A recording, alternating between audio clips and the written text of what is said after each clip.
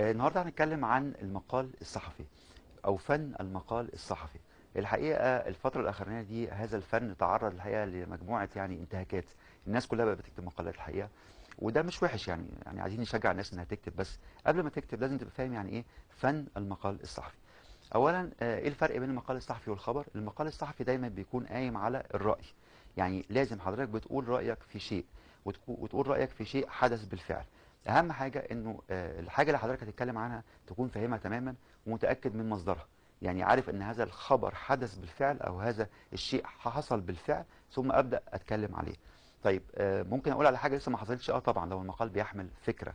طيب ايه فكره المقال الصحفي؟ المقال الصحفي دايما كنا ما احنا في بدايه حياتنا الصحفيه كان ما حدش بيكتب مقال صحفي غير الصحفيين الكبار. بعد سنين طويله جدا من العمل الصحفي بيبدا ياخد فرصه كتابه المقال دي، ومش اي حد الحقيقه، حتى في الناس اللي قضت فتره طويله. ليه؟ لانها محتاجه اولا قدره كبيره على التعبير، ثانيا انك تكون عندك معلومات كتير جدا بيسموها يعني الموسوعيه، انك عندك افكار كتيره وحاجات موسوعيه، وعندك فعلا مصادر جيده للخبر تقدر تتاكد من اللي تكتبه. طيب ازاي بيتكتب المقال الصحفي؟ بينقسم المقال الصحفي لثلاث حاجات. تبدا الاول بالمقدمه وتتكلم في الموضوع، ثم في الاخر بتقول رايك، يعني بتعرضه وبعدين بتقول رايك في النهايه.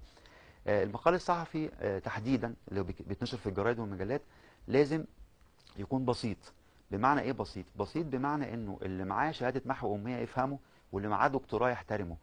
دي طبعا معادله صعبه، عشان كده بقول لكم مش اي حد بيكتب المقال. لازم تكون ادواته بسيطه جدا، مفهوم جدا للناس، وفي نفس الوقت غير مبتذل.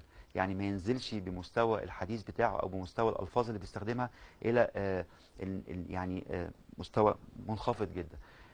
وده حقيقه صعب جدا.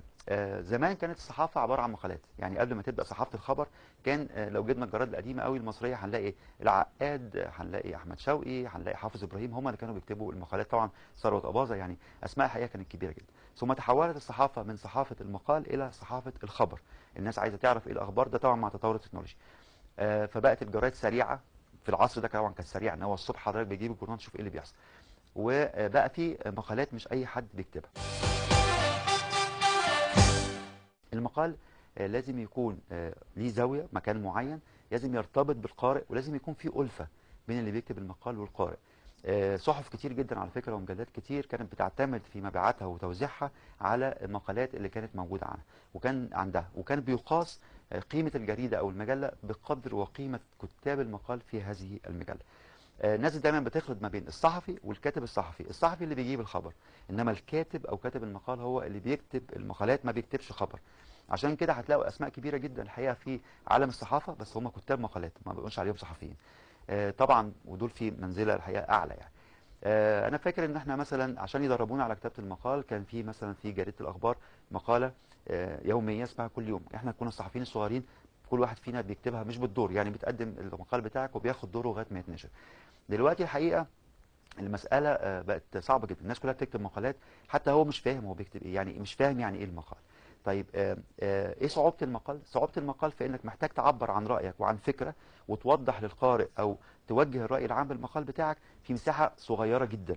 عشان كده دايما كانوا يقال مثلا الكاتب الكبير مصطفى امين في اخبار اليوم، لما سالوه ايه اصعب مقال في الاخبار قال لهم نص كلمه بتاع احمد رجب، لانه في خلال عدد صغير جدا من الكلمات بيقدر يوضح الفكره بتاعته ويقدر يجيب قراء كتيره جدا. في طبعا انواع كتيره من المقالات، مقالات ساخره، في مقالات علميه، في مقالات رياضيه، ولكن دايما ما ينفعش نحط فيها اخبار، يعني ما ينفعش نقول هذا حصل، لازم الشيء يحصل الاول وبعدين نبدا نعلق عليه.